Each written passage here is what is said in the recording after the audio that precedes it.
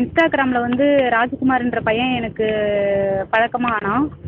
பழக்கமாயிட்டு 2 மாசத்துல என்னை லவ் பண்ணுறேன், கல்யாணம் பண்ணிக்கிறேன் அப்படின்னு சொன்னான். நான் ஃபஸ்ட்டு வந்து அதை நான் அக்செப்ட் பண்ணிக்கல.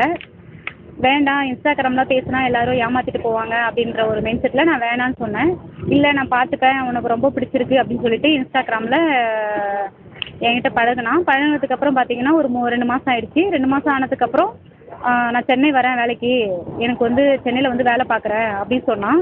வேலை பார்த்துக்கிறேன் அப்படின்னு சொன்னதும் சரி வா நான் வேலை வாங்கி தரேன்னு சொல்லிட்டு அவனுக்கு வேலையும் வாங்கி கொடுத்தேன். வேலை வாங்கி கொடுத்ததுக்கப்புறம் எனக்கு வேலை செய்ய பிடிக்கல, நம்ம 2 பேரும் திருமணம் பண்ணிக்கலாம், வீடு எடுத்து தங்கலாம் அப்படின்னு சொன்னான். சரி ஓகே, வீடு எடுத்து தங்கலான்னு சொன்னதுமே சரி கல்யாணம் பண்ணிக்கிறேன் அப்படின்னு சொன்னதுனால தான் சரி ஓகே நான் அதுக்கு அக்செப்ட் பண்ணினேன். பண்ணதுக்கப்புறம் பார்த்தீங்கன்னா வீடு எடுத்து 2 பேரும் மேரேஜ் ஆகிடுச்சி அப்படின்னு சொல்லி வீடு எடுத்தோம். சென்னையில் பெருங்குளத்தூரில் வீடு எடுத்தோம். வீடு எடுத்து 2 பேரும் 6 மாதம் ஒன்றா தான் இருந்தோம். கணவன் மனைவியாக தான் வாழ்ந்தோம். பார்த்தீங்கன்னா இவன் வேலைக்கு போக மாட்டான், வீட்டில் தான் இருப்பான். நான் தான் வேலைக்கு போவேன். வேலைக்கு போயிட்டு வீட்டு வாடகை கட்டுறது, வீட்டு செலவுக்கு எல்லாமே நான் தான் பார்த்துக்கிட்டேன். இப்போ வந்து அவன் என்னை வேண்டாம், உன்னை எனக்கு பிடிக்கல அப்படின்னு சொல்லிட்டு என்னை அடிச்சுட்டு அவங்க ஊருக்கு வந்துட்டான். அவங்க ஊர் பார்த்தீங்கன்னா திண்டுக்கல் மாவட்டம் புதூர், நத்தம் பக்கத்தில் இருக்க அந்த ஊர். என்னை வேண்டான்னு சொல்லிட்டு வந்துட்டான். வந்ததுக்கப்புறம் எதுவுமே கிடையாது, என் மேலே எந்த ப்ராப்ளமும் கிடையாது. வேண்டான்னு சொல்லிட்டு என்னை அடிச்சுட்டு வந்துட்டான். அதுக்கப்புறம் பார்த்தீங்கன்னா அவனை தேடி நான் ஊருக்கு வந்தேன். ஏன் என்ன வேணான்னு சொல்கிற, எதுக்கு வேணான்னு சொல்கிற அப்படின்னு கேட்கும்போது அவன் மொபைல் வாங்கி செக் பண்ணி பார்க்கும்போது இன்ஸ்டாகிராமில் இன்னொரு பொண்ணு கூட பேசிகிட்டு இருக்கான். நம்ம 2 பேரும் கமிட்டடாக ஆகிடலாம், உன்னை நான் லவ் பண்ணுறேன். என்கிட்ட எப்படி பேசினானோ ஆரம்பத்தில் இன்ஸ்டாகிராமில் அதே மாதிரியே எல்லா பொண்ணுங்கள்ட்டையும் பேசிகிட்டு இருக்கான். அந்த மாதிரி பேசிகிட்டு இருந்தது எனக்கு தெரிஞ்சதுமே என்ன பண்ணால் நான் அப்படி தான் பேசுவேன், உன்னால் என்ன செய்ய முடியுமோ செய், உன்னால் ஆனதை பார்த்துக்கோ அப்படின்னு சொல்லிட்டு என்கிட்ட சண்டை போட்டான். சரின்ட்டு அவங்க அப்பா கிட்ட போய் சொன்னேன். அவங்க அப்பாட்ட போய் சொன்னதுக்கு அவர் என்ன பண்ணார், நத்தமா பேசலாம் அப்படின்னு சொல்லி கூப்பிட்டாங்க. இல்லை நான் வர முடியாது அப்படின்னு சொன்னேன். வர முடியாதுன்னு சொன்னதுனால உடனே ஒரு 10:45 இருக்கும். அந்த டைமிங்கில் கார் எடுத்துகிட்டு ஒரு 4 பேர் வந்தாங்க. 4-5 பேர் வந்தாங்க, 5-6 பேர் இருக்கும் வந்தாங்க. வந்து காரில் ஏறு அப்படின்னு சொன்னாங்க. நான் கார்லலாம் ஏற முடியாது, எதாக இருந்தாலும் என்னன்னு சொல்லுங்கள் அப்படின்னேன். இல்லை நீ காரில் ஏறு அப்படின்னு சொல்லிட்டு என் பின்னாடியே வந்தாங்க. நான் பயந்துட்டு ஊருக்குள்ளே ஓட ஆரம்பித்தேன். ஊருக்குள்ளே ஓடி அவங்க என்னை சும்மா விடலை, பின்னாடியே 2 வீலர் எடுத்துகிட்டு வந்தாங்க. பின்னாடியே வந்ததுக்கப்புறம் நான் நின்றுட்டேன், ஒரு வீட்டாண்டே நின்றுட்டேன். வீட்டுக்கிட்ட நின்னது எதுக்கு என்ன இந்த மாதிரி துரத்தி வரீங்க, நீங்கள் யார் ராஜ்குமாருக்காக பேசுகிறீங்களா அப்படின்னு சொல்லி என்ன கேட்டதுக்கு ஆமாம் நீங்கள் வாங்க கார்கிட்ட வாங்க, உங்கள்கிட்ட நான் கொஞ்சம் பேசணும் அப்படின்னாங்க. இல்லை வர முடியாதுன்னு சொன்னேன். திரும்பவும் என்னை துரத்த ஆரம்பித்தாங்க.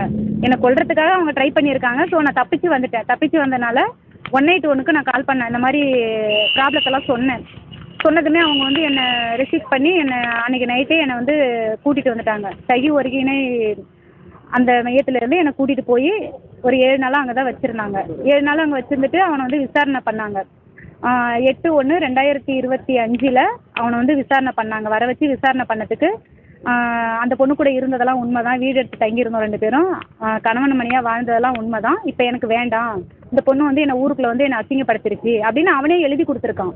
நான் பண்ணது எல்லாமே தப்பு தான், அந்த பொண்ணு கூட வாழ்ந்தது எல்லாமே உண்மையெல்லாம் ஒத்துக்கிட்டு வேணாம் அப்படின்னு சொல்கிறான். எனக்கு வேணாம், ஊரில் வந்து என்னை அசிங்கப்படுத்திருச்சு, இதுக்கு மேலே அந்த பொண்ணை கல்யாணம் பண்ணி நான் எப்படி வாழ்றது எனக்கு தேவையில்லை அப்படின்னு சொல்லிட்டு எழுதி கொடுத்துட்டு போயிட்டான். அவங்க அப்பா என்ன சொன்னாங்க, எனக்கு பையனே இல்லை, பையனே செத்து போயிட்டான் அப்படின்னு சொல்லி அவங்க அப்பா பேர் வந்து மருதப்புலி. அவர் வந்து எழுதி கொடுத்துட்டு போயிட்டாங்க, எனக்கு பிள்ளையே இல்லைன்னு எழுதி கொடுத்துட்டு போயிட்டாங்க. சரி இந்த பிரச்சனையை வந்து 13ஆம் தேதி தள்ளி வச்சாங்க. 13ஆம் தேதி விசாரணை, திரும்ப மறு விசாரணைக்கு அவனை வர சொன்னாங்க. மறு விசாரணைக்கு வர சொன்னதுக்கப்புறமும் 13ஆம் தேதி வந்தான். 13/1/2025 அன்றைக்கி வந்தாங்க. அந்த ராஜ்குமார்ன்ற பையனும் வந்தான். வந்து விசாரணை செய்யும்போது இல்லவே இல்லை, எனக்கு வேண்டாம், அந்த பொண்ணு கூட நான் வாழ மாட்டேன், எனக்கு தேவையில்லை, நான் கல்யாணம் பண்ணிக்க மாட்டேன், அப்படி தான் அந்த ஒரு பதிலை தான் சொல்லிகிட்டு இருந்தான். அவங்க அப்பா என்ன பண்ணாங்க, அன்றைக்கி எழுதி கொடுத்துட்டு போனாங்க, பையனே இல்லைன்னு எழுதி கொடுத்துட்டு போனாங்க. ஆனால் அன்றைக்கி பையனுக்காக சப்போர்ட்டுக்கு வந்திருக்காங்க. எதுக்கு வரணும் அவங்க, பையனே இல்லைன்னு எழுதி கொடுத்துட்டு போனவங்க எதுக்காக வரணும், அவங்க வர வேண்டிய அவசியம் இல்லையே.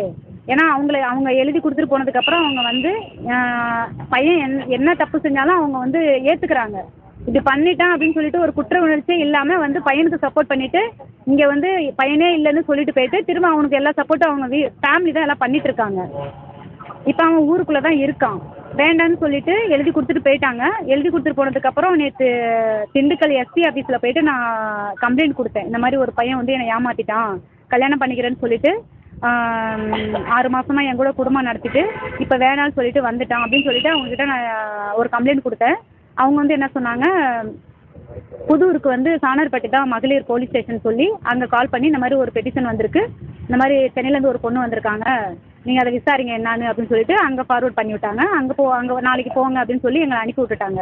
அதை அனுப்பிவிட்டதுக்கப்புறம் பார்த்தீங்கன்னா இன்றைக்கி காலையில் சாயர்பட்டி போனதுக்கு அங்கே கொண்டு போய்ட்டு இந்த இதான் எடுத்துகிட்டு போயிருந்தேன் பாருங்கள். இந்த கம்ப்ளைண்ட் நான் எடுத்துகிட்டு போயிருந்தேன்.